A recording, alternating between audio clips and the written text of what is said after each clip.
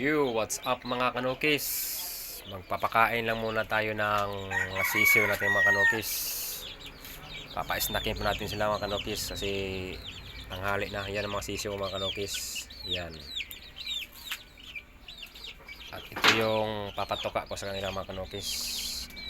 Integra 1000 po ito mga kanukis kasi sisiw pa yung anuhin natin pakainin. Yan. Kunti lang yung lalagyan natin mga kanukis. Yan. At bubuksan natin ito ng kunti lang kasi ayan sila, lumilipad yun sila mga kanukis. Yan, mahirapan tayo ng ito yan o. Kain na kayo.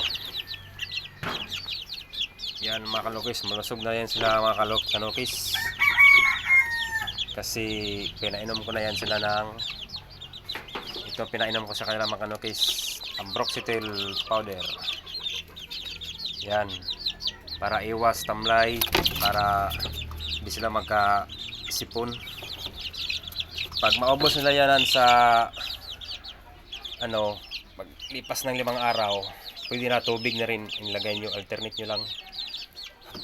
At pagkatapos pwede rin kayo gumamit ng Ditracin powder. So Ditracin powder mga kanukis, classics, para malusog sila, para malakas sila kumain. Yan.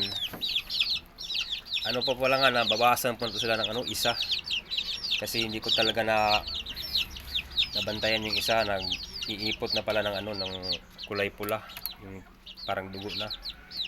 Ano pala yun, diarrhea pala yun sa mga sisiw. Kaya binilhan ko sila ng nagtatanong ako sa kaibigan ko kung gamot para sa pag-ipot ng sisiw na pula. Kaya binilhan ko sila ng Tipox 48 powder. Yun ang sinasabi sa kaibigan ko para maagapan talaga yung mga sisiw, para hindi sila hawaan ng sakit. Yan. Yan mga kanukis, so malusog na sila mga kanukis. Hindi ko pa sila vaccine kasi bawal mag-vaccine mga kanukis kasi may mga bakya dito mga kanukis. Inagapan ko na sila ng mga gamot para hindi sila sipunin.